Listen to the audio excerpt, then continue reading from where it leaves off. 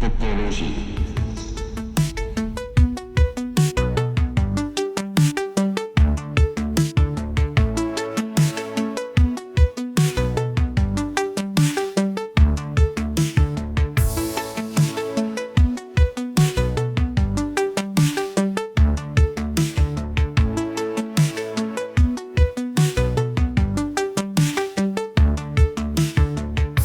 Salut les popologues, voici l'épisode de février et dans cet épisode on va parler de love et en particulier de l'âme sœur.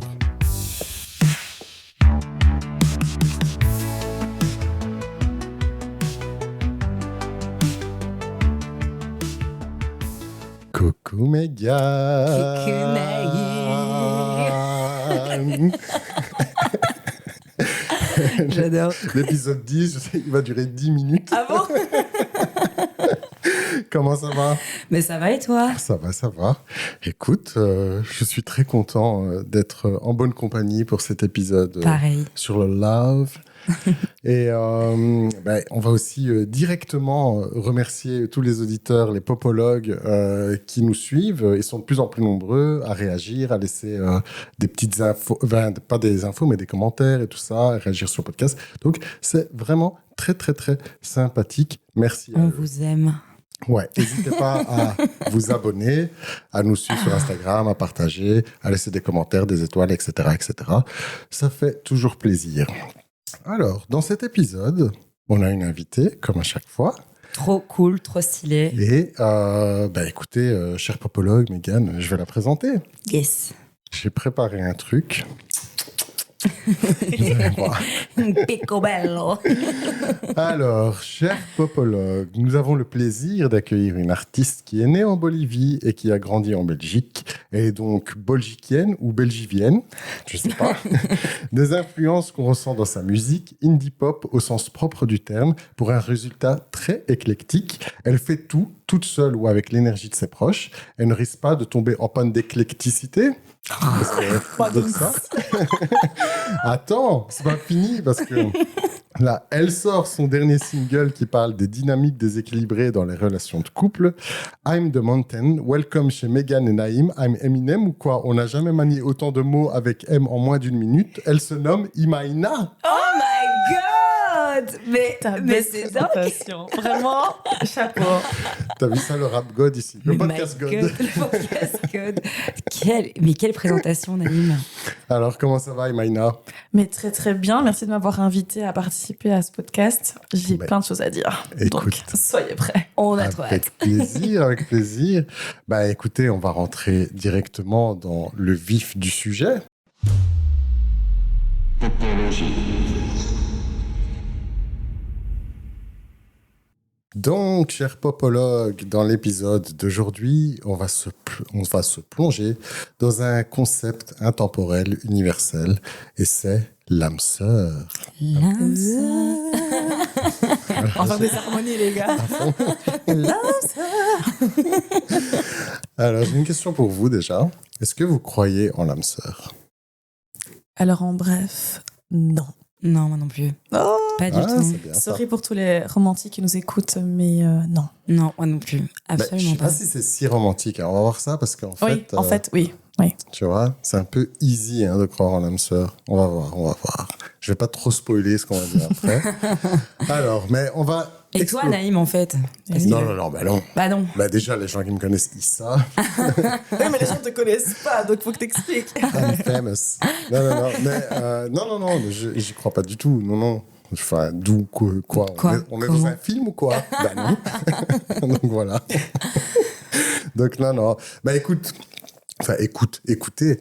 Donc, écoutez tous, peuple de Belgique, de S'il France. vous plaît.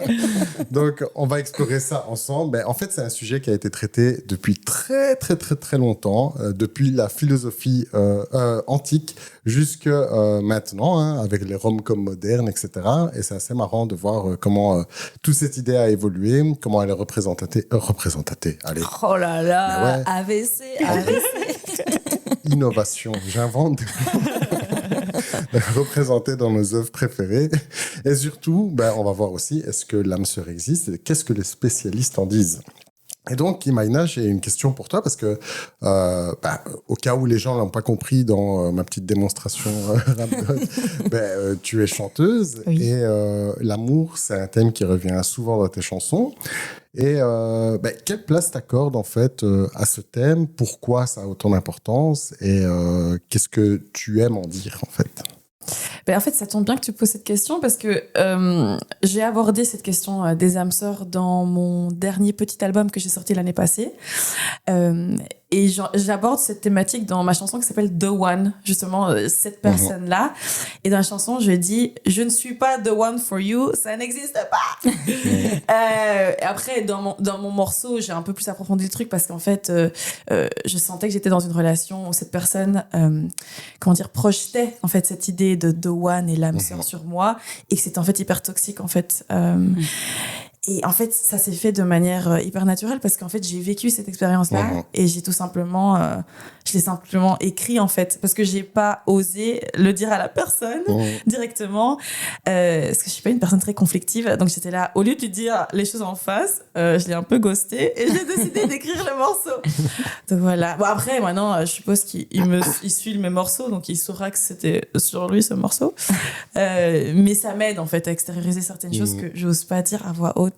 Enfin, c'est un peu gênant comme ça, mais la musique, ça aide, quoi. Ouais, je comprends. À fond. Mais c'est trop marrant que t'aies fait ça en musique et pas en... Le pauvre. Bon, Jean-Charles, si tu m'écoutes, The One, c'était pour toi, voilà. Tu démissionnes en musique, tu vois, les gens, ils découvrent la relation qu'ils ont avec toi dans des albums. C'est vraiment ça. Ah, on n'est pas ensemble, en fait. OK. Là, on va aussi voir un petit peu comment le monde définit un petit peu ça. Déjà, on va passer par Wikipédia en 3 secondes. En gros, d'après Wikipédia, l'âme sœur, ça évoque une compatibilité amoureuse parfaite entre 2 individus et ça suggère aussi le fait qu'ils sont destinés à être ensemble quoi qu'il se passe. Et tout à l'heure, je disais que en fait, ça a déjà été exploré dans la philosophie antique, blablabla. Et en fait, c'est Platon en 380 avant Jésus-Christ qui a mis en avant le concept d'âme sœur dans un texte qui s'appelle Le Banquet, blablabla. Qui a envie de dire ça, je ne sais pas. Mais donc voilà. Mais bref, en tout cas, c'est un texte qui raconte un petit peu que les humains, en vérité, c'était des personnes androgynes qui avaient 4 bras, 2 têtes, etc., etc. Et Zeus, c'est toujours Zeus, c'est toujours la faute de Zeus. Ouais. Donc Zeus, il les trouvait beaucoup trop puissants et il a décidé de splitter ce corps en 2. Et du coup, ça a créé les hommes, les femmes, etc.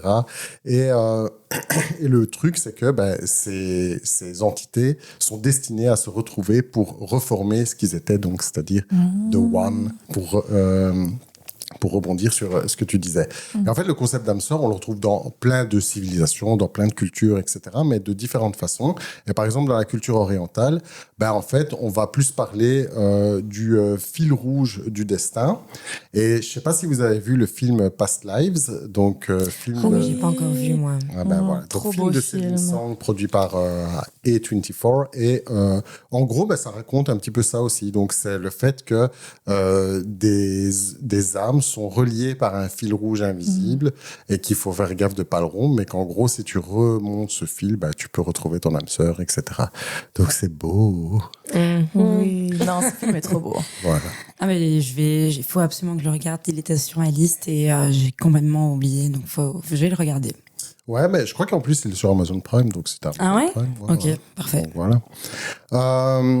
Petite pub pour Amazon. Oui, c'est ça. Non, Amazon... On n'est pas sponsorisé par Amazon Prime, les gars. Bon, Amazon, si vous voulez nous sponsoriser, je ne vais pas dire non. Mais est-ce que je colle à vos valeurs? Donc, Par l'impression. Non, c'est ça. Mais je colle à l'argent, par contre. Alors, Mégane, écoute, je pense que tu vas nous parler d'une œuvre qui t'a marqué et qui parle en quelque sorte des âmes sœurs. Exactement. Donc, comme je l'ai dit au début, moi, j'y crois pas du tout. Et c'est pour ça que j'ai choisi une œuvre qui, pour moi, colle à ce que je pense par rapport aux âmes sœurs. Et donc, j'ai décidé de prendre La La Land. Donc, La La Land qui a été réalisé par Damien Chazelle. Donc, c'est un film, enfin, moi, c'est dans mon top 5. J'adore ce film, il est extraordinaire. Et donc, c'est vraiment un mélange de comédie musicale rétro et de cinéma moderne avec des couleurs pop, des chorégraphies de ouf, une bande-son qui est extraordinaire, signée par Justin Hurwitz. D'ailleurs, ma préférée, c'est City of Stars, qui est vraiment un chef-d'œuvre. City of Stars, are you shining just for me? Oh, quelle belle harmonie, j'adore. Et donc voilà, c'est un film qui brille autant par son côté musical que par sa dimension émotionnelle, parce qu'il raconte l'histoire de deux rêveurs à Los Angeles, une ville où l'espoir et la désillusion cohabitent. On va le savoir pourquoi. Donc on a nos deux protagonistes qui sont Mia, qui est interprétée par Emma Stone, que j'adore, et donc qui est dans le film une serveuse, et elle sert en fait du café dans les studios. Je me souviens plus lesquels, je crois que c'est Warner, non, c'est peut-être pas Warner. Enfin bref, dans des studios d'acting. Et elle rêve elle-même de devenir actrice. Et le deuxième protagoniste, c'est Seb, donc qui est interprété par Ryan Gosling, que j'adore aussi, évidemment. Et lui, donc, c'est un pianiste de jazz qui est vraiment passionné par le jazz en particulier. Et mais voilà, il est complètement désespéré de pas pouvoir vivre de son art, et surtout aussi par le fait que le jazz est un peu en train de mourir, en fait, en tout cas à cette époque-là. Et donc leur relation se développe au rythme de leurs rêves qu'ils partagent, mais aussi des réalités parfois très difficiles. Donc Mia se bat pour décrocher des rôles, et Sébastien essaye de sauver le jazz et d'ouvrir son propre club de jazz, bien évidemment. Et donc les deux sont profondément attirés par leurs rêves, mais aussi par un amour naissant. Donc voilà, mais après, donc il y a l'ascension professionnelle de Sébastien et les déceptions de Mia qui compliquent les choses. Chacun à sa manière est poussé à faire des choix qui les éloignent souvent au prix de sacrifices personnels. Et voilà, le film explore vraiment avec tendresse la tension entre l'amour et les ambitions personnelles. Et donc voilà, c'est vraiment un mélange de magie et de réalisme. Mais c'est pas que ça, en fait, parce que derrière les paillettes de ce film, de cette histoire, il y a une vraie réflexion sur ce que ça coûte de poursuivre ses rêves, et aussi une réflexion sur est-ce qu'il y a un âme sœur, en fait, est-ce que l'âme sœur existe, parce que du coup la relation entre Mia et Sébastien, c'est vraiment c'est un peu le rêve, c'est ce qu'on aimerait tous vivre dans une vie. Et du coup, je vais devoir spoiler le bazar. Sorry pour les gens qui l'ont pas encore vu, si vous voulez, vous pouvez passer cette partie. Mais parce que du coup, tout le film, on voit vraiment cet amour entre Mia et Sébastien évoluer, et on se rend compte vraiment que c'est comme des âmes sœurs. Sauf que à la fin, balabam diloum. Attends. J'adore. À la fin, ils ne finissent pas du tout ensemble. Mais la manière dont c'est montré dans le film, c'est complètement OK, en fait, qu'ils finissent pas ensemble. On les voit vraiment, cette scène qui, moi, m'a arraché le cœur, où tu les vois, ils se retrouvent, en fait, des années plus tard, après leur rupture. Et tu vois qu'ils ont tous les deux fait leur vie. Et Mia arrive avec son mari dans un bar qu'elle ne connaît pas, dans Los Angeles, et en fait elle se rend compte en entrant, en étant à l'intérieur, que c'est le bar de Seb, et que Seb a finalement pu ouvrir son bar de jazz.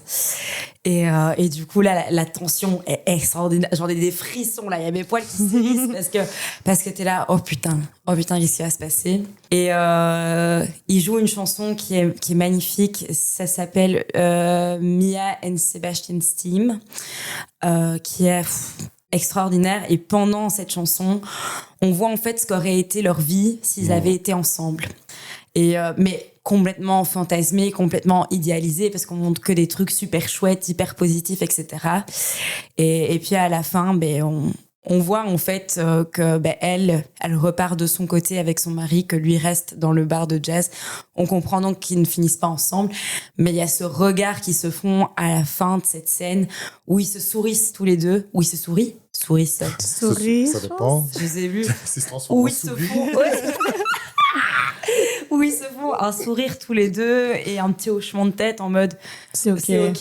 Ouais. Et ça c'est et j'ai trouvé ça extraordinaire parce que ça montre vraiment c'est clairement la manière dont moi je perçois l'amour. C'est que parfois tu vas rencontrer des gens qui ils vont passer sur ton chemin, tu vas faire des rencontres, etc.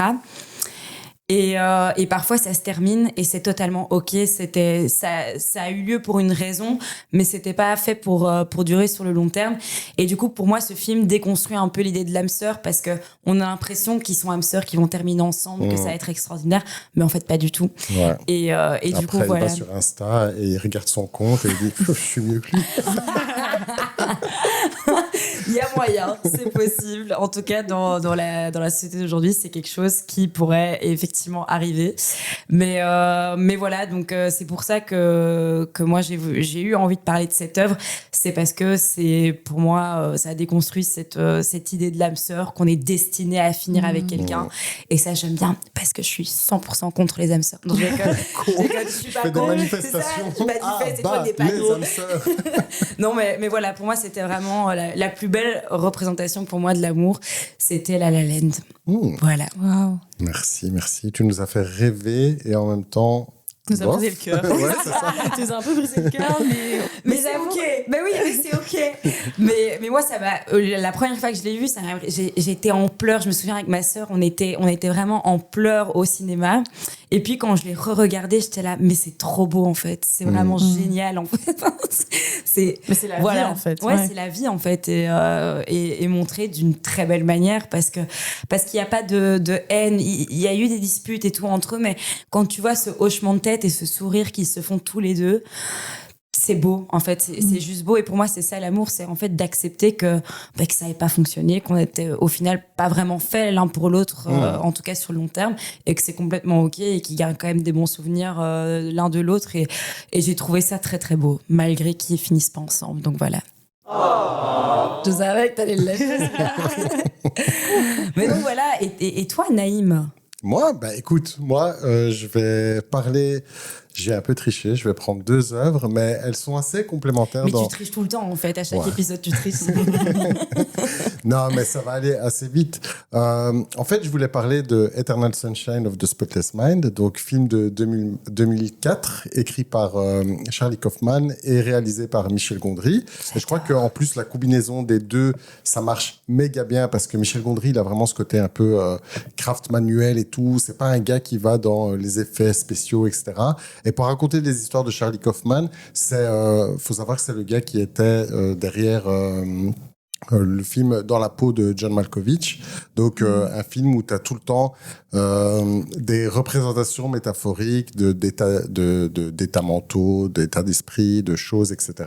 Avec, dans un univers un peu fiction, presque science-fiction, mais bon, bref, on se comprend. Et en gros, dans ce film, en fait, on suit l'histoire de Joel et Clémentine, donc ils sont incarnés par Jim Carrey et Kate Winslet, et c'est deux ex en fait, hein, donc ils étaient en couple et ils choisissent de faire appel à une société qui efface leurs souvenirs d'une relation ou de tout ce qu'on veut en fait, parce qu'ils ont eu une rupture douloureuse. Et le truc, c'est que voilà, ils font appel à ça. Il y a tout le truc où tu vois que Joel, en fait, il s'accroche à cette relation malgré tout, alors que il est en dépression, et c'est aussi très représenté. Il y a des trucs où tu sens qu'ils sont pas très heureux, mais en même temps, ils sont un peu dans leur petit univers, ils sont un peu farfelus, comme on dirait, tu vois. Donc voilà, donc il y a un truc où tu comprends pourquoi ça match, et tu comprends aussi pourquoi ça ne va pas entre eux. Mais bref, en tout cas, le fait est qu'ils veulent effacer les souvenirs de l'un et de l'autre de leur mémoire. Et ce qui est surtout intéressant, c'est que, attention, spoiler alerte, J'ai du gars avec ma bouche maintenant. C'est ça. En fait, à la fin, ils y arrivent, ils effacent leurs souvenirs, mais ils se recroisent dans le train et à nouveau, ça relance une petite étincelle. Et en fait, ce qui est assez drôle dans ce film, c'est que ça pose une question. Est-ce que on est la somme de plein de souvenirs et du coup, c'est cette somme de souvenirs qui fait qu'on est attiré vers une certaine personne ou est-ce que juste on est prédestiné à une certaine personne? Et en même temps, je trouve que d'une certaine façon, il y répond parce que littéralement, ils effacent les souvenirs et finalement, ils se retrouvent. Et ce qui est fou aussi dans ce film, c'est que malgré le fait que tu sais, t'as un ton un peu mélancolique, très dépressif, très et la bande son accompagne ça aussi. Enfin, tu vois, donc il y a vraiment tout un univers comme ça qui est très chouette, très très beau et tout, mais au final, le truc c'est que il arrive avec une conclusion qui est entre guillemets optimiste parce que ils vont quand même se retrouver ensemble. Ouais. Contrairement à mon deuxième film, qui est 500 Days of Summer, donc je me rappelle plus du titre en français. Donc c'est un film de 2009 qui a été réalisé par Mark Webb. Et en fait, ce film, il raconte l'histoire de Tom, qui est joué par Joseph Gordon-Levitt et qui est le petit gars, jeune employé dynamique, tu vois, machin, tout ça, et qui est un peu un romantique et tout. Et en gros, il tombe amoureux de Summer, qui est jouée par Zoé de Chanel. Et en fait, en gros, tout le film, c'est comment lui, il a vu la relation et des petits flashbacks, etc., où vraiment tout est esthétisé d'une façon assez drôle pour voir à quel point lui, il se sentait pousser des ailes quand il était avec elle et tout. Sauf qu'un jour, c'est fini, quoi. Et elle le largue, lui, il comprend pas trop pourquoi et tout. Et ce qui est marrant dans ce film, c'est qu'on nous place du point de vue de Tom, mais en vérité, on n'a pas vraiment le point de vue de Summer, qui, elle n'a pas vécu vraiment la même relation. Et voilà. Et donc, c'est assez drôle parce que parfois, on revoit des souvenirs en commun, comment ils étaient en vrai et comment lui, il les a idéalisés. Et ce qui est drôle avec ce film, c'est que il est, malgré son côté méga coloré, où tu as carrément un moment où j'adore cette scène. En fait, en gros, c'est la première nuit qu'il passe avec Summer et tout. Je vois. Et le lendemain, il sort et en fait, il est en mode comédie musicale et tout. Il chante dans un parc. Il y a tout le monde qui fait une chorégraphie avec lui. Puis t'as carrément des oiseaux en dessin animé qui viennent. C'est trop bien et tout. Et en fait, malgré tout ça, le film, en vrai, il est méga cynique sur c'est quoi l'amour, quoi. Bien sûr. Et donc, le truc, c'est que, spoiler à nouveau, à la fin, il accepte cette rupture. Mais il est quand même un peu con parce qu'il accepte ça. J'adore. Mais le gars, il tombe amoureux de une autre meuf qui croise à nouveau en mode coup de foudre dans un parc, machin, qui s'appelle Autumn. Tu vois. Et du coup, lui, en fait, le film te dit arrête de croire en l'âme sœur. Et lui, il continue à y croire, quoi, tu vois. Donc voilà. Donc je trouvais que ce film c'était assez marrant par rapport à ça, et c'était les deux œuvres dont je voulais parler aujourd'hui par rapport à l'âme sœur. Deux très chouettes œuvres, parce que vraiment les deux films j'ai adoré, donc trop cool, ouais. Et c'est vraiment des films de la pop culture que tu peux pas ne pas regarder, en fait. T'es obligé de les regarder. De FF et tout. Ouais. Et toi, Imaina, tu avais aussi, toi aussi t'as triché, je crois. Oui, mais je sais pas trop. Je vais essayer de faire des liens entre les deux, mais si c'est pas assez cool, je vais peut-être en enlever un. Je sais pas encore. Je suis en pleine réflexion. Mais en fait, justement, en me posant la question des âmes sœurs et tout ça, j'étais là, oui, ok, je ne crois pas en les âmes sœurs, mais pourquoi? Et en fait, moi, je pense que je crois juste dans le fait de choisir avec qui tu as envie d'être, en fait. Allez, presque ce privilège, cette chance de pouvoir choisir avec qui t'être. Et donc moi j'ai pensé au film Pride and Prejudice, donc Orgueil et Préjugés, j'allais dire et Préjudice, et Préjugés, qui est sorti en 2005 et qui était réalisé par Joe Wright. Et donc ce film, c'est un film d'époque où l'on suit deux personnes, une première personne qui s'appelle Elizabeth, qui est une fille très intelligente, spirituelle, très cultivée, mais qui n'a pas beaucoup d'argent, qui n'a pas beaucoup de relations, et donc a un statut très bas dans la société. Et puis Mr. Darcy, qui est un monsieur très, très, très, très riche, et qui a l'air un peu snob, un peu timide, mais pas du tout intéressant. Et en fait, ce que j'aime bien de ce film, justement, c'est qu'il n'y a pas cette idée d'âme sœur. En fait, c'est deux personnes qui, en fait, décident d'aller au-delà des préjugés, en fait, et de leur propre orgueil pour rencontrer la véritable personne qui se cache derrière un personnage et en fait tomber amoureux. Donc ces deux personnes en fait ont des familles qui ne s'entendent pas bien du tout. Tout a l'air d'aller contre eux en fait et leur statut dans la société, et à la fin ils décident quand même de s'aimer et d'être ensemble en fait. Et bon, à l'époque moi j'avais peut-être je sais pas 10 ans, 11 ans, mais ça m'avait tellement touché ce film, et j'étais là mais oui en fait si j'aime quelqu'un je me battrai quand même, et même si les gens n'ont pas envie qu'on soit ensemble. Et donc, depuis très petite, en fait, j'avais cette idée de choix, en fait, de choisir avec qui j'avais envie d'être, etc.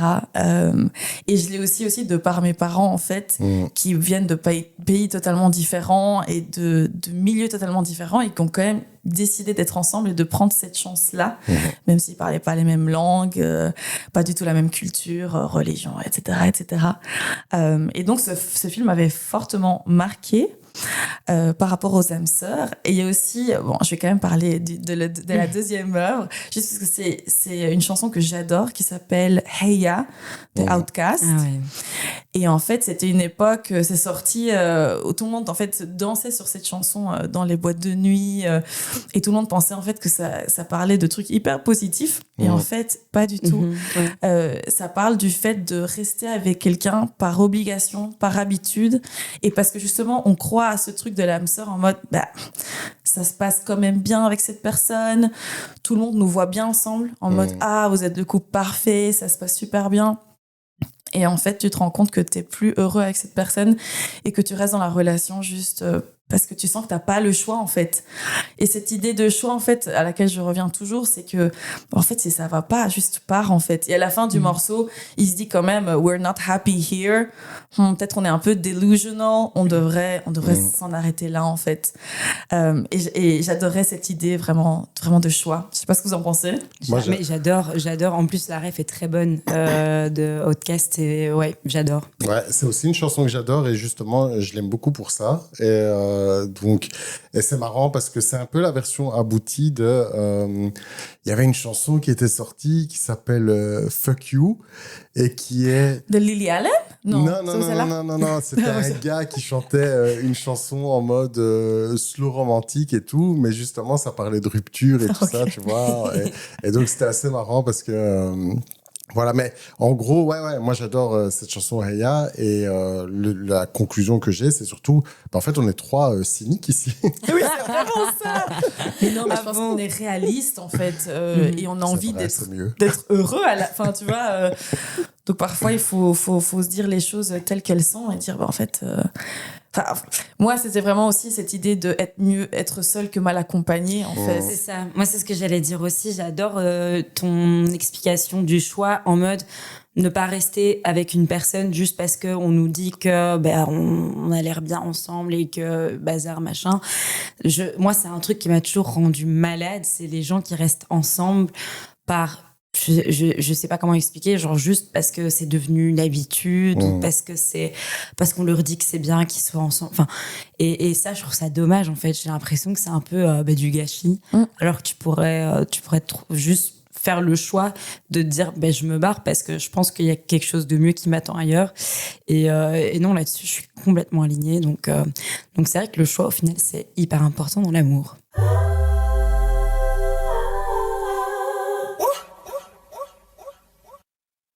Alors, là, c'est le petit moment que moi j'aime bien. On va te raconter nos petites anecdotes personnelles. C'est le moment croustillant, en fait. Ouais, voilà. Avant. Et donc, le but, c'est, on raconte un petit peu ce qu'on a vécu, qui va parler de love et des âmes sœurs, et qui est lié à la pop culture. Et je te propose, Mégane, de commencer parce que ça fait non, trop c'est rire. pas vrai.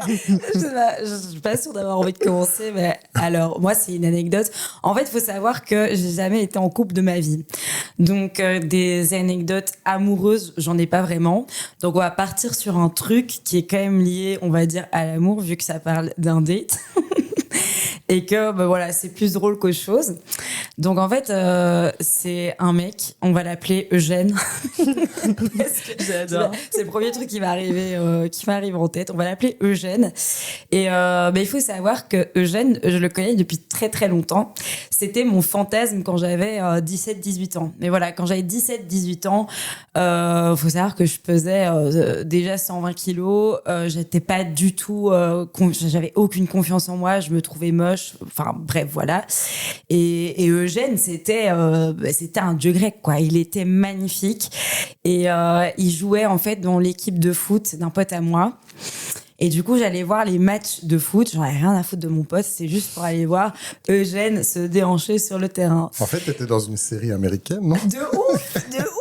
C'est un film, quoi. Un sketch. Et bref, j'ai beaucoup fantasmé sur ce mec. Et il est vraiment très, très beau. Et bref, au final, moi, j'ai continué ma vie. Et je l'ai rencontré, revu complètement par hasard quelques années plus tard. Et voilà, j'avais un peu plus confiance en moi parce que du coup, comme j'ai expliqué, j'ai fait une opération pour perdre du poids et donc j'avais perdu énormément de poids. J'étais quand même vachement fit à ce moment-là et j'avais beaucoup plus confiance en moi par rapport à mon corps, etc.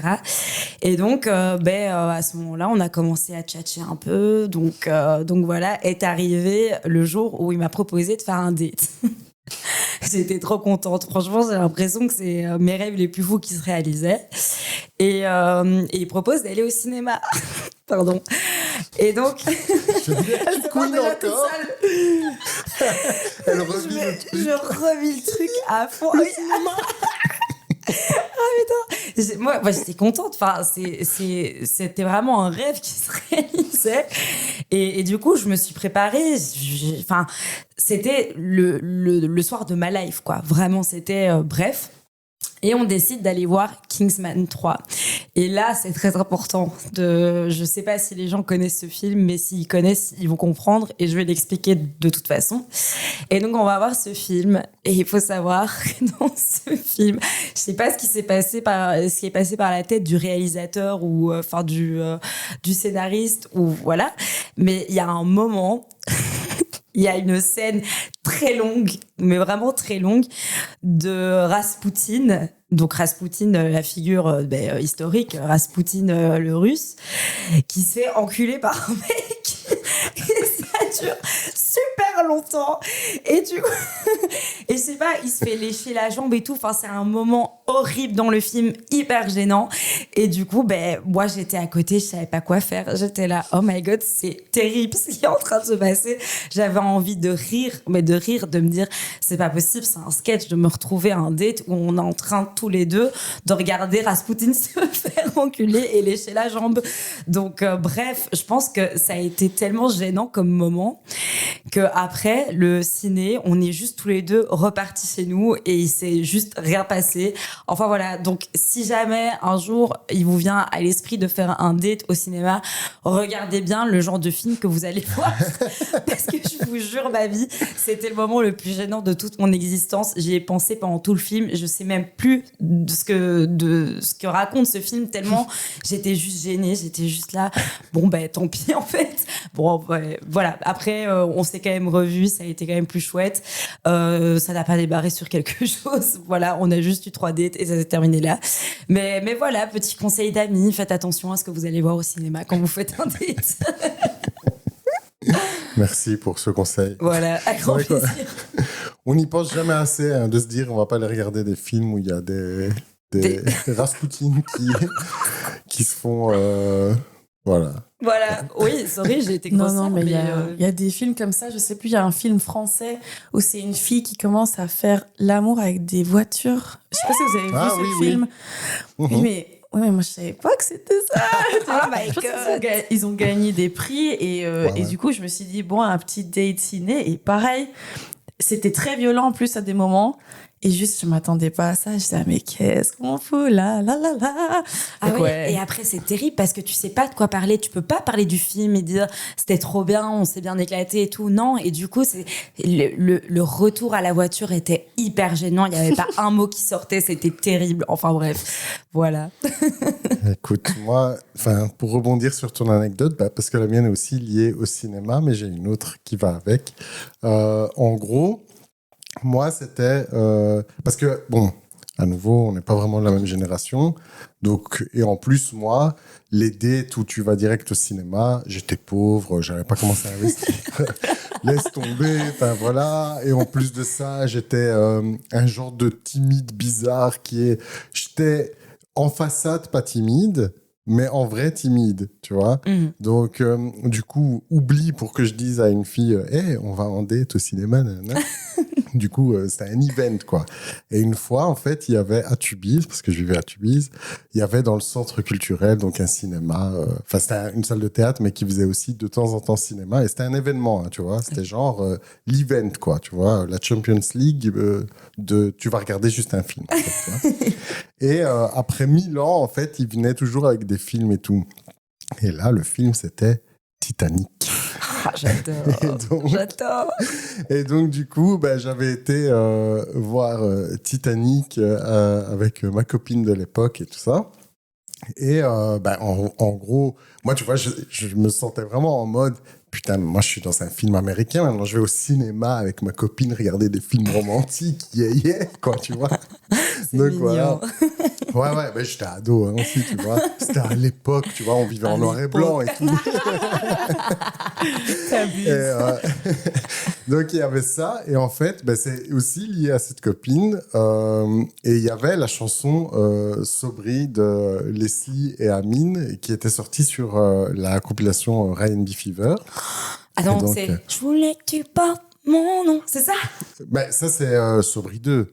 Toi, t'as pas suivi tous les épisodes. Ah oui, non, pardon. Leslie et Amine, ils ont fait des épisodes. C'est la première fois que je voyais des chansons où t'avais Sobri 1, Sobri 2, Sobri le retour. Ouais. Punaise, ok, waouh. Donc, et en fait, ce que j'aimais bien dans cette chanson, donc c'était en 2004, c'est que ça racontait l'amour impossible entre une fille qui visiblement n'était pas de la même culture que Amine, tu vois.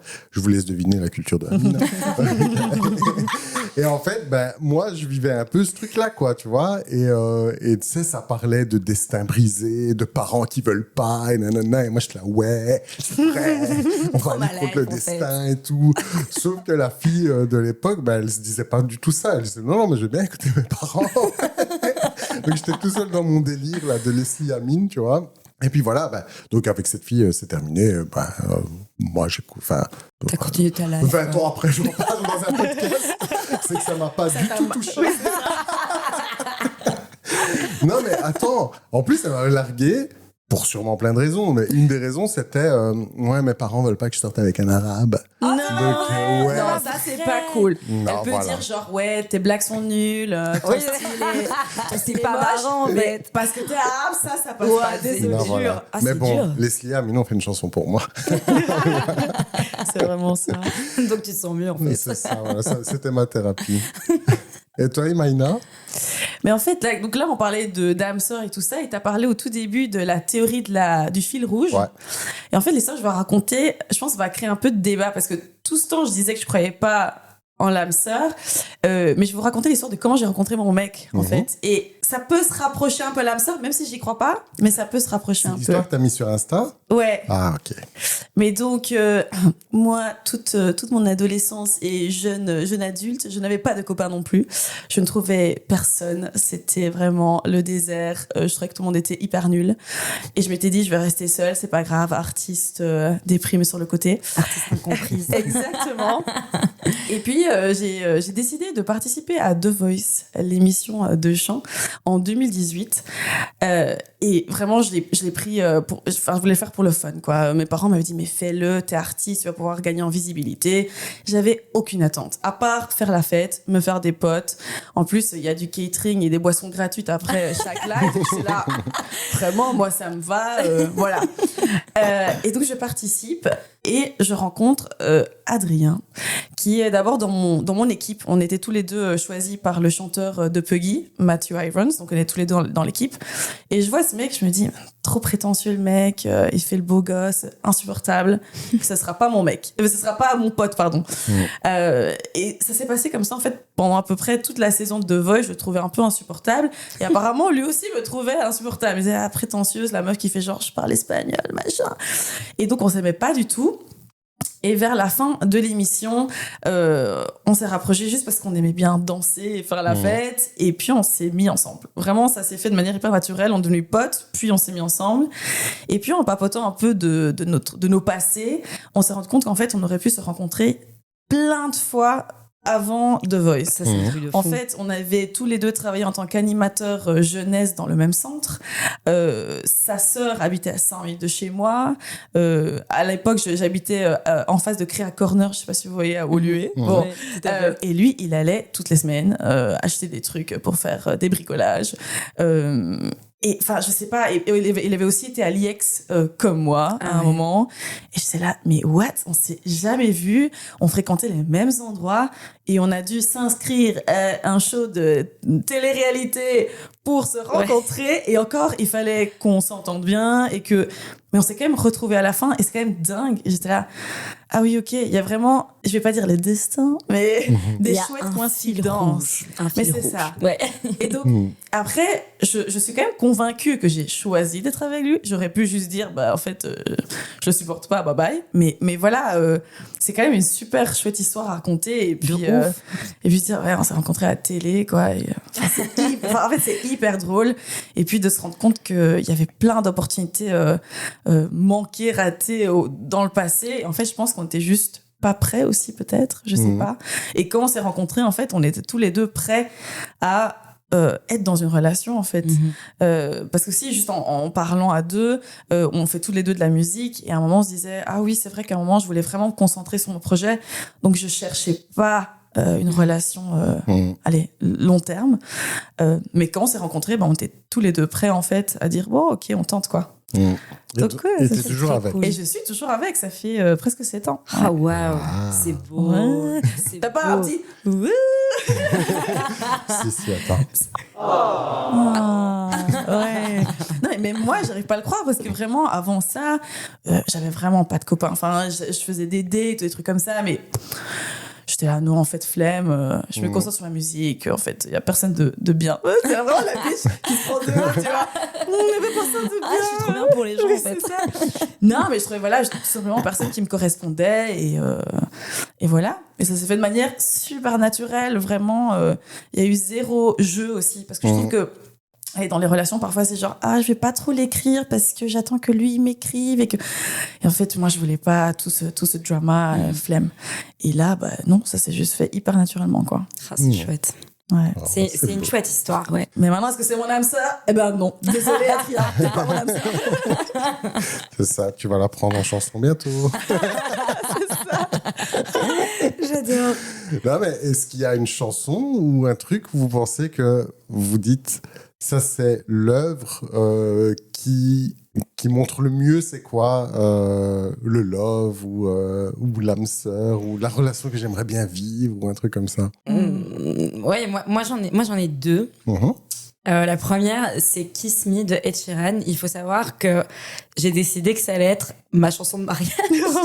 Alors que j'ai jamais été en couple et donc j'ai jamais été à un poil de me marier, mais c'est déjà ma musique de mariage et donc c'est une très belle musique et même, enfin, je l'ai découvert il y a super longtemps parce que je pense que c'était un son de son premier album et j'adore cette chanson. Elle est hyper douce, c'est vraiment, et Ed Sheeran, c'est un peu ma vie, donc voilà.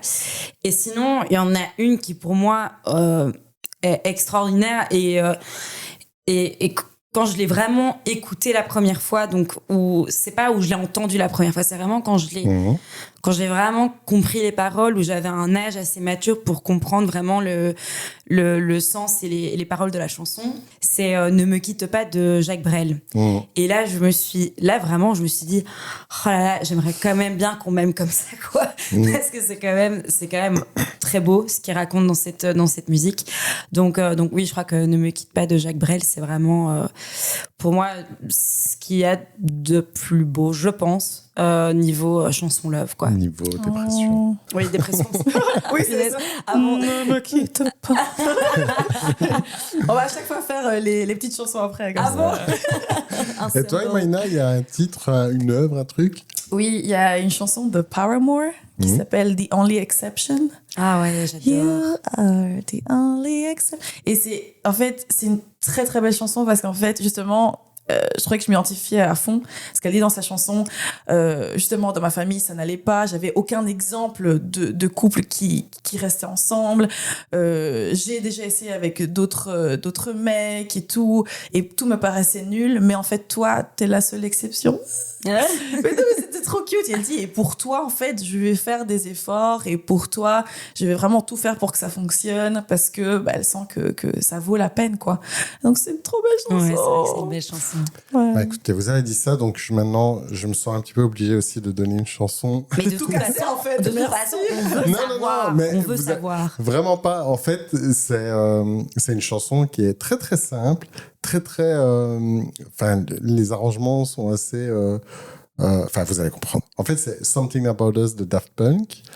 Et c'est vraiment, c'est la chanson que j'ai mis à mon mariage. Donc c'est une autre chanson avec ma femme de quand on est rentré pour aller chez Monsieur le maire pour qu'il nous marie, quoi, tu vois. Et C'est j'aime belle bien musique. parce que c'est une chouette petite chanson avec ce petit son électro 80s, machin. Les paroles sont très simples. C'est juste, ça dit j'ai un truc à te dire et en gros, c'est que je t'aime, quoi, tu vois. Et ça dit que ça et c'est tout, tu vois. Ah, c'est chouette. Donc, Simple, voilà. efficace. Ouais, simple et Exactement. efficace, c'est ça. Ouais, moi j'aime trop bien ça quand cute. c'est simple et efficace. Ouais, c'est vrai.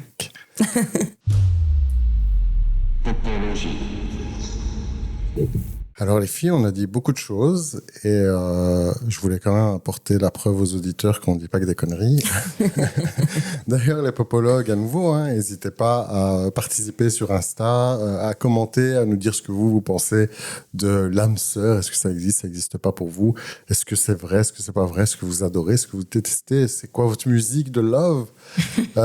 Et celui qui dit Poetic Lover, il gagne à nouveau mon pain au chocolat.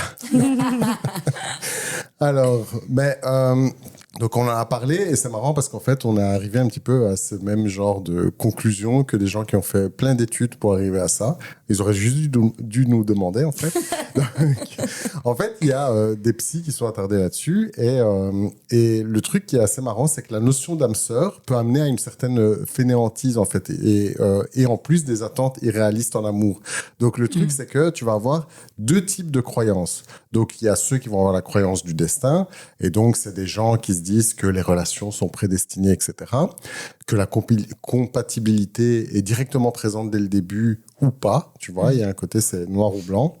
Et en fait, c'est des gens qui vont être très intenses au début de la relation. On va se dire, waouh, ça gueule, nanana. Et puis, c'est direct fini parce que, ah non, en fait, non, je me suis trompé. Du coup, je passe à autre chose, tu vois.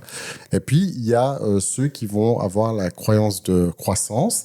Et ça, c'est des gens qui vont voir les relations comme des relations qui évoluent, tu vois. Et donc, ils vont plus aller sur une relation où ils se disent, OK, je dois travailler pour qu'en fait, ça fonctionne, c'est quelque chose qui va avancer, qu'on va construire ensemble, etc. quoi. Ce qui est le plus logique au final. Ben, ouais, en soi, c'est plus logique. Et puis, en vrai, nos vies changent de toute façon. Donc, c'est normal, en fait, qu'on doive construire. Je veux dire, t'es pas qui tu es il y a 10 ans. Donc, voilà. Donc, du coup, oui, pour moi, j'ai l'impression aussi que c'est beaucoup plus sain d'être plus de la croyance de croissance que de croyance du destin. Ouais. Surtout que ça rend le truc un petit peu easy, quoi. Et en plus, c'est ça, tu vois, c'est que dans l'autre, comme je disais, tu vas avoir tendance à avoir un côté idéaliser l'autre, et s'il n'est pas comme ça, c'est que en fait, il n'est pas bien, et tu vas te dire, en fait, je ne dois pas faire d'efforts, puisque en fait, c'est le destin, machin et tout, tu vois. Donc voilà, alors que c'est faux, les relations amoureuses demandent du travail. Après, faut pas non plus tomber dans des trucs toxiques où tu te dis, oui, je dois tout réparer, mais c'est juste que ça demande plutôt de l'entretien que du travail. Donc, Tout à fait, ouais. mais donc voilà, donc il y avait ça, puis après il y avait aussi des choses qui étaient assez marrantes par rapport à comment la pop culture a influencé la perception des âmes sœurs, de l'amour en général. Donc, en fait, il y a des études aussi qui ont été publiées par un truc qui s'appelle Genre. Et en gros, l'article en particulier s'appelle Représentation de l'amour et univers culturel juvénile. Donc, si quelqu'un a envie d'aller lire tout le truc complet, il peut. Mais en gros, il y a un truc qui est marrant, c'est que les enfants qui sont âgés de 8 à 13 ans, c'est ceux qui commencent en fait à se dire « Ah, c'est comment l'amour ?» Et en fait, les enfants de 8 à 13 ans, en fait, vont être méga influencés par les médias, toutes les œuvres de pop culture qui les entourent. Et ça va vraiment façonner leur perception de la compréhension des relations amoureuses, de l'âme sœur, etc. Et du coup, c'est pour ça qu'on va avoir de plus en plus... Parce que moi, à nouveau, moi, je viens d'une autre époque. T'exagères. Mais non, mais... Je viens des années 20. Oui. Oui, ok. Je vous jure, moi, il y a des trucs... tu vois, quand on me voit, les gens, je sais qu'ils se disent « Waouh, mais qu'est-ce qu'il est cool, ce mec !» Oh, wow, ok. Mais, par contre, je viens vraiment des années 80.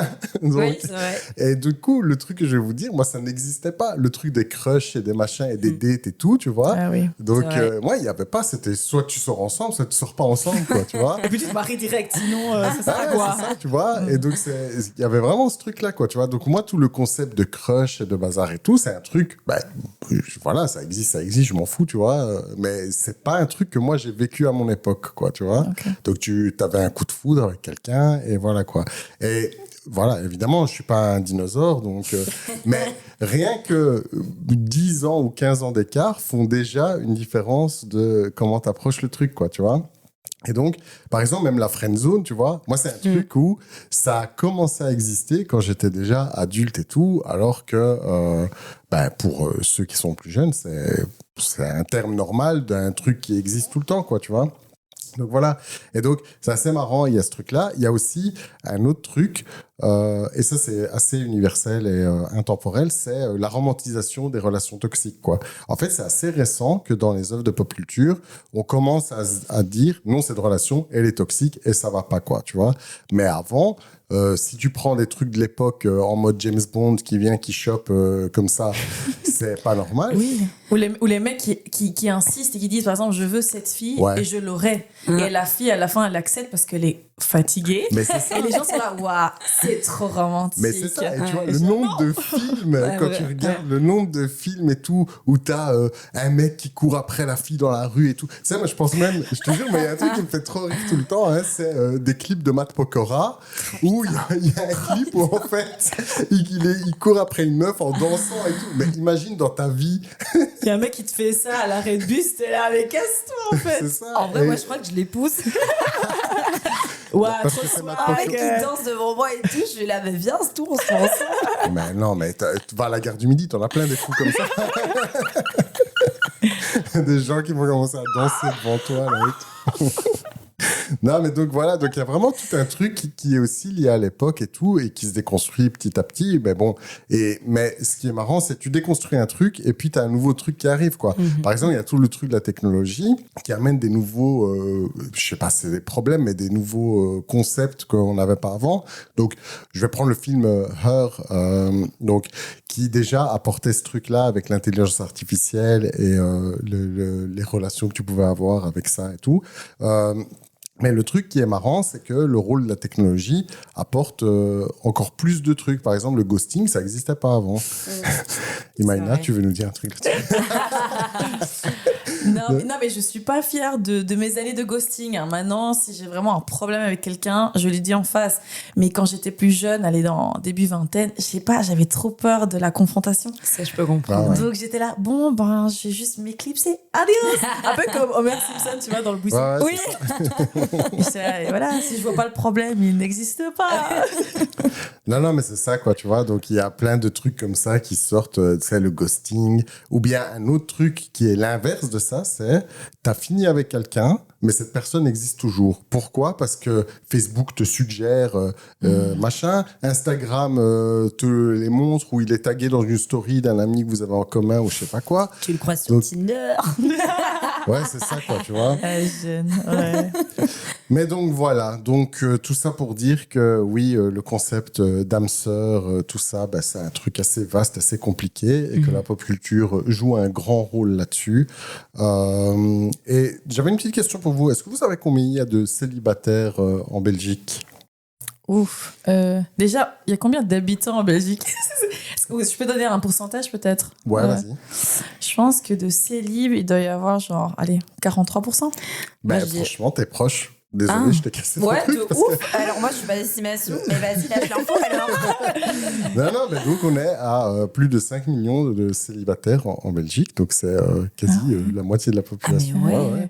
Donc Ah, c'est ça va, je me sens moins seule. Et c'est un Yes. chiffre qui a explosé, en tout cas qui a beaucoup augmenté entre 2011 et 2021, qui pendant ces 10 ans-là, ça a augmenté de presque 20%, donc entre 16 et 20%. Quoi, Ça, c'est à cause des applis de rencontre. Je suis persuadée que c'est à cause des applis de rencontre parce que maintenant, les mecs, je vais faire ma féministe de ouf, mais les mecs, je trouve, maintenant, ils ont tellement d'options pour pécho que, tu vois, ils ont Zéro effort. Mais oui, voilà, c'est ça. Et que du coup, ça devient encore plus facile de tromper avec les apps de rencontre. Enfin, moi, je trouve, en tout cas, moi, je suis archi contre les apps de rencontre. Enfin, non, archi contre, j'exagère. Mais voilà, pour moi, les applis de rencontre, ça se base sur les un dérives, physique. quoi. Ouais, c'est ça. Il y a plein de dérives avec les apps de rencontre. Et puis même, je trouve, ça se base sur un physique, ça se base pas sur la personnalité et tout. Moi, je suis plus vraiment dans le feeling quand je rencontre quelqu'un. C'est vraiment le feeling. Je fais très rarement attention au physique. Donc, voilà. Petite info comme ça sur ma personne. Ouais. Je pense Si aussi jamais que les quelqu'un, gens... ouais, c'est ça. Appelez-le. envoyez des lettres.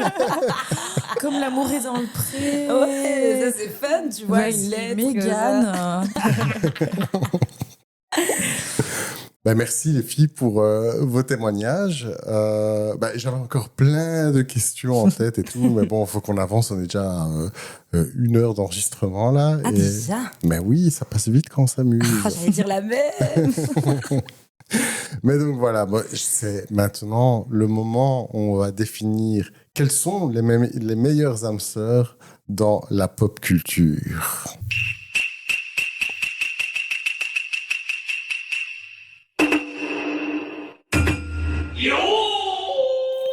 Boom. Roasted. Bon, comment je vais gagner cette fois-ci? Attends, moi, Est-ce que je vais gagner honnêtement Je vais gagner, moi. C'est moi qui vais gagner cette fois-ci. ou avec de la mauvaise foi? On verra. Donc, Imaina, est-ce que tu veux être l'arbitre ou est-ce que tu as aussi un couple à proposer? Je serai l'arbitre. Donc, Ok. sortez votre meilleur jeu, Ok. vos meilleurs arguments. Ok, ok. Alors, vas-y. Non, tu commences. Je commence Ouais, tu commences. Mais je vais faire une double carte. Mais Il triche toujours. Oui. Il est vraiment... Punaise, t'es un non, je ne sais tricheur. pas. C'est quoi les règles? Personne ne sait. Les règles, c'est d'avoir raison. Alors, non, mais en fait, à la base, j'étais parti sur Carl et Ellie. Et vous dites, mais c'est qui Carl et Ellie? Mais vous voyez les 4 minutes dans le film là-haut, Up, de Pixar? Oh. Ah, j'ai bien déjà gagné, sûr. c'est bon. Allez, Bien sûr. salut mes gars. Non, non. Alors, mais donc, en gros, là, on a des âmes sœurs qui sont très, très, très, très mignonnes. D'autant plus que on les voit quand elles sont âgées, mais on les voit aussi quand elles sont petites. Et puis après, on les voit avec leur but partagé. On les voit grandir ensemble, tout ce qu'elles partagent ensemble. Et le film entier, même si Ellie n'est plus là pour partager les aventures de Carl, en fait, finalement, elle est encore là parce que ce petit fauteuil, il est encore là. Il a sa place.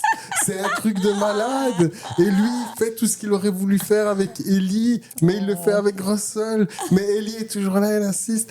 Et donc voilà. Et si ça, c'est pas un truc d'âme sœur, de te pousser, de rester même quand t'es plus là, mais de laisser une trace et de te pousser à continuer à faire tes petites aventures. C'est beau. Ouais, C'est beau. C'est très beau. Du coup, tu t'arrêtes là? Écoute, c'est parce que, en vrai, je voulais dire Jim et Pam dans The Office, Ah. mais j'ai l'impression que j'ai déjà gagné. Ok, de toute façon, t'as le droit qu'à une œuvre, donc on va rester sur Up et nos deux petits vieux. Alors moi, je vais parler d'âme sœur très comme je l'ai dit, donc j'avais été en couple, donc j'ai du mal à donner, enfin je sais pas, avoir des exemples comme ça d'âme sœur, enfin vu que j'ai pas encore vécu ça, ça me paraîtrait genre pas logique que je sais pas, que je prenne un couple ou un truc du style. Donc moi je vais prendre le film Hachi. Mais quel tricheux.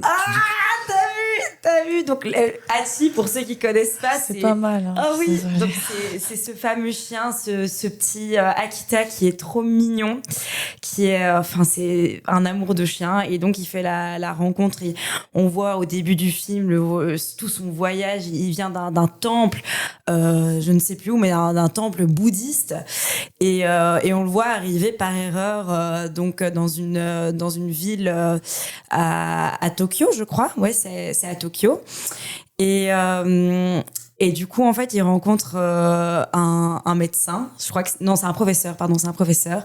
Et en fait, il y a une histoire d'amour extraordinaire qui se forme entre ce monsieur et ce chien, qui va être baptisé Hachi. C'est-à-dire que ce chien va donner toute sa vie, en fait, et attendre toute sa vie son maître, il n'a pas vraiment été choisi. C'est vraiment, c'est le destin les a rassemblés ensemble, et c'est juste magnifique. Et je vais pas spoiler pour les gens qui n'ont pas vu, parce que c'est un très beau film, donc il faut le voir. Mais voilà, on se rend compte vraiment que l'amour de ce chien est inconditionnel, malgré tout ce qui se passe. C'est la plus belle forme d'amour pour moi, et en plus j'ai un chien moi-même qui est l'amour de ma vie, qui je pense, pour l'amour entre un chien et un humain, je peux croire en l'âme sœur, parce que vraiment voilà. Et du coup je vais juste te défoncer avec ce film, quoi. Je pense pas, parce qu'en fait, tu vois, la différence entre Hachi et Kaleli, c'est que déjà, il y en a pas un qui doit gratter à la porte pour sortir l'autre pour aller faire caca dehors. Ça, on sait pas. Alors, deuxième truc, c'est qu'en fait, Hachi, Hitler, il avait un chien. Donc, Non, alors déjà, Hitler avait un chat. je vais direct utiliser le point Godwin. C'est quoi, je vais rajouter un argument et je vais spoiler à la fin. Le maître de Hachi, il meurt, et malgré tout, Hachi continue de l'attendre à la gare tous les jours. Ouais. Tous les jours. Mais est-ce que Hachi a poussé ce fameux docteur à aller plus loin dans sa vie, contrairement à Carl et Ellie, où en fait, son existence, déjà ils se sont choisis, ça c'est déjà une chose. C'est pas genre le chien, il s'est perdu, oh j'étais à Akita, T'as bu. ouaf ouaf, C'est horrible. ouaf ouaf, je suis à la gare. Alors horrible. que les autres, ils ont un point commun, c'est le goût pour l'aventure, tu vois. C'est ça qui les unit, ils se sont choisis. Mais non, mais là, c'est vraiment âme sœur, en mode, c'est le destin qui les a rassemblés ensemble. Ah ouais, mais ça va exactement contre tout ce qu'on a dit. D'ailleurs, même les psychologues le disent. Non, parce qu'ils ont quand même choisi de créer ce... Je suis là en train d'argumenter, alors que moi, je suis pas dans le D'accord, truc. vas-y, écoutez-la, je suis d'accord. En vrai, Hachi, il fait le choix d'aller tous les jours à la gare attendre ce mec qui, de base, n'était pas censé être son maître. C'est lui qui choisit d'aller l'attendre. Alors. Et le mec, c'est lui qui a choisi d'accueillir Hachi dans sa vie, alors que de base, il voulait pas de chien. Oui, ok, mais bon, Hachi, Très il bon l'a point, juste très bon point. choisi parce qu'il l'a accueilli, tu vois. C'est pas, enfin, n'importe quelle personne qui passait avec des croquettes, il l'aurait chopé, quoi. C'est bon, tu vois. Mais je te jure que mon chien, je suis sûre qu'il m'aime d'amour, Colette m'aime d'amour, mais elle viendrait pas m'attendre à la guerre tous les jours. Ah bah, tu vois. Donc, ouais, mais bon, voilà, quoi. En gros. En ouais. gros, là, on va départager, on va voir qui a mais gagné. en vrai, c'est hyper dur. Là, vraiment. Alors, on va C'est faire dur. des critères. Ok. Donc, qui a la meilleure connexion? Non, il n'y a pas de critères à avoir, il n'y a pas de règles. On a dit c'est Pourquoi soit l'un, soit l'autre. En fait, les gars, je vous avoue, c'est un peu à la subjectivité. Et moi, c'est plus l'histoire d'Hachi qui me touche, je pense. Je savais que Quelle j'allais gagner. arnaque. Parce qu'en fait, c'est un truc tellement intense. Genre le truc de hop, je comprends, mais en fait, Ouais, je sais pas. Je suis beaucoup plus attachée à l'histoire d'Hachi, je pense. Hachi, en fait, c'est de l'amour inconditionnel. Mais Tu te c'est rends ça. compte, le Ouais. chien, il n'attend rien en retour. En retour, mais Ouais. c'est ça, en Mais fait. ce podcast est terminé. Allez, merci. Salut. Il est triste, en fait, mauvais perdant, c'est bon. Je savais, en vrai, je lui ai pas dit, je lui ai dit, attends demain. Donc, hier, j'ai dit à Naïm, attends demain, je te fais la surprise, je vais pas dire quel film j'ai pris. Et je savais que j'allais le défoncer, donc voilà. Me défoncer. Bah, évidemment. Attends. Alors, les Ok. popologues, vous allez nous dire entre Hachi et Up, la relation entre Carl et Ellie, quelle est la plus belle histoire, en sachant qu'un chien. Non, tu peux pas rajouter des trucs. Hein. Non, ok. Mais on va faire le sondage et on va voir aussi qui avec gagne. les popologues Ouais. qui gagnent. Ouais, Mais c'est j'ai ça. déjà gagné aujourd'hui. Non, c'est vrai grâce à qu'il Imelda. faut... Entre Félicitations. un film où il faut 2 heures pour pleurer et un autre qui en 4 minutes te fait chialer. Oh Ok, on a dit on rajouterait rajouterait plus rien, c'est fini maintenant, Naïm, c'est Oui, fini. je coupe ton micro.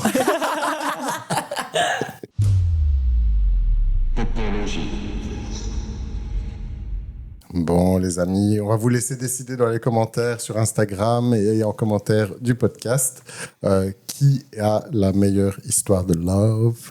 Et nous, on va passer à la conclusion.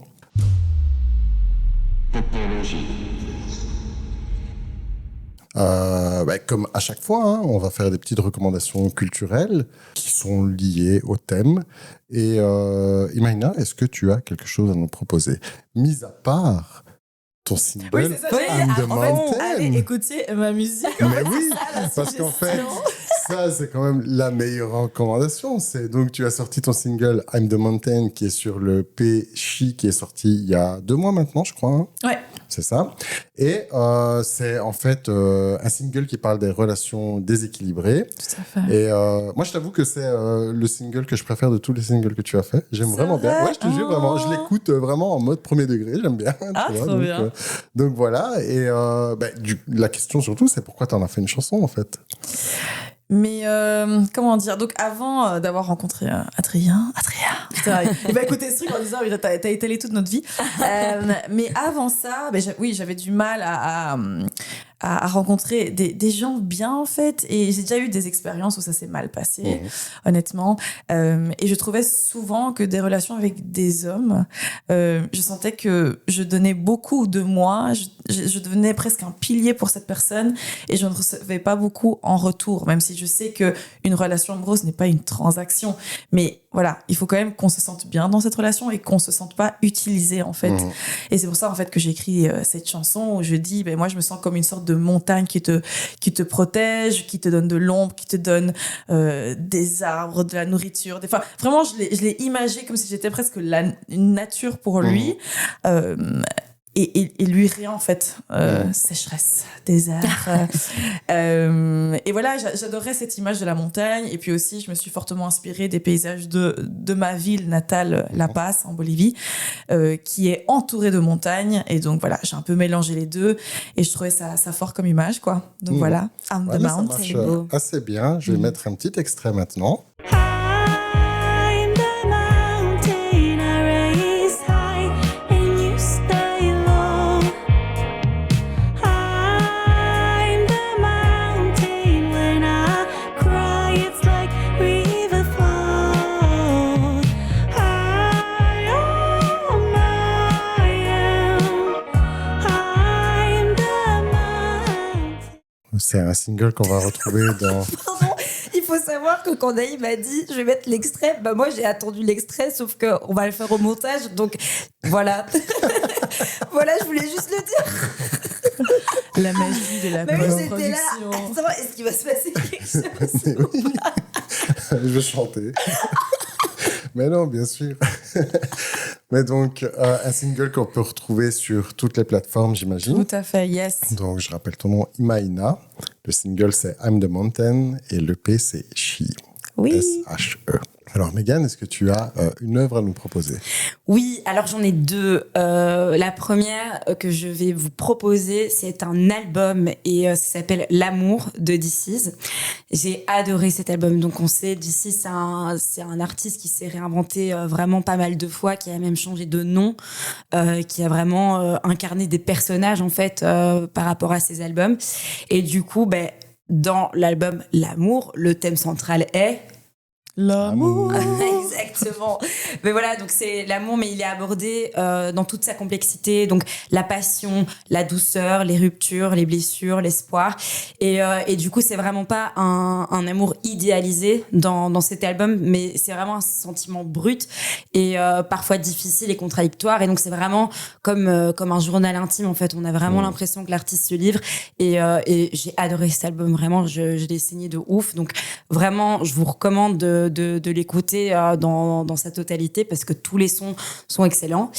Et alors, une autre reco que j'ai un peu changé en dernière minute, mais c'est un film et ça s'appelle Dans les yeux d'Enzo. Et c'est de voir un film avec un chien. Non. Et c'est trop beau, c'est un super beau film. C'est pas seulement par rapport à un chien, c'est vraiment une super belle histoire. Et voilà, je vous le recommande. Je vais pas expliquer, je veux pas spoiler parce que c'est vraiment une belle histoire. Donc juste aller regarder. Et où est-ce qu'on peut le trouver? Je crois qu'il est sur Disney+, mais je ne suis pas sûre. Il me semble, mais voilà, donc sur Disney+. Et sinon, n'hésitez pas, le streaming illégal. Non, je déconne.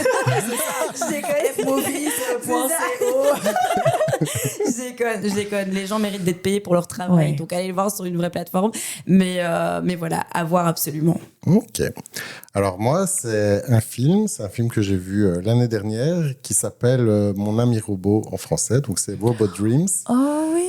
Ouais, donc c'est un film d'animation et qui est tiré d'un roman graphique qui a le même titre. Hein, donc film d'animation de Pablo Berger. Donc c'est une coproduction espagnole et française. Et en gros, donc qui est sorti en 2023. Et en gros, en fait.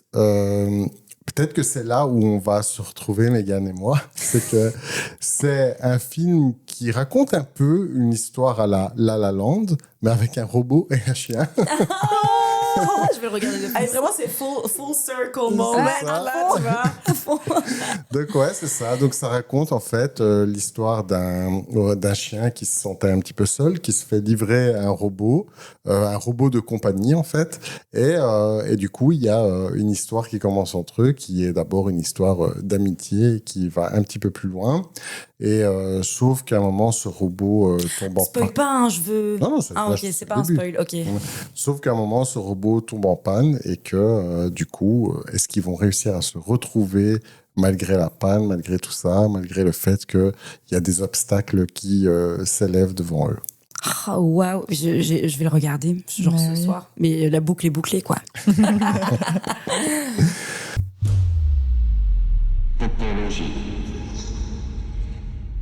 Mais voilà, on arrive à la fin de cet épisode. C'était très, très, très, très chouette. Mais ouais, on s'est bien marré. cool. Hein. Ouais, merci cool. Imaïna. À fond, merci Merci beaucoup. à vous. C'était trop cool de t'avoir. Oui. Ouais. Merci pour les brownies. Il était trop bon. Non, mais redis-nous un petit peu où est-ce qu'on peut te retrouver, où est-ce qu'on peut suivre ton travail aussi. T'as une chaîne YouTube, un compte Insta, etc. J'ai tout, les gars. Comme tout artiste moderne, vous pouvez me suivre sur Insta, TikTok, Facebook, non. Non. Instagram, TikTok, YouTube et surtout Insta en fait. J'adore partager mes petites expériences d'artiste et là je commence en plus à apprendre à produire et donc je vais commencer à poster ça sur Insta et YouTube. Donc Et c'est quoi le nom de ton compte? donc c'est Imaïna et puis tiré bas. Mais vraiment juste Imaïna, vous me trouverez. Il y a vraiment pas d'autre Imaïna. Imaina. Yes. Tirer vers le bas. Exactement. Magnifique. Super. Bah écoute, merci beaucoup d'être venu dans plaisir. notre podcast. Et les popologues, n'hésitez pas à partager cet épisode. N'hésitez pas à en parler autour de vous. N'hésitez pas à mettre des étoiles parce que ça nous aide à être méga famous. Et surtout, aimez-vous les uns les autres. Même elle n'y croit pas, tu vois. Non mais surtout, arrêtez là. Arrêtez la haine. Je pense que c'est une bonne façon de conclure ce podcast. Merci les popologues. Et le mois prochain, on a 2 épisodes qui vont être spéciaux. On vous laisse nous suivre sur Insta pour vous tenir au courant. Yes. Bye bye. Bye.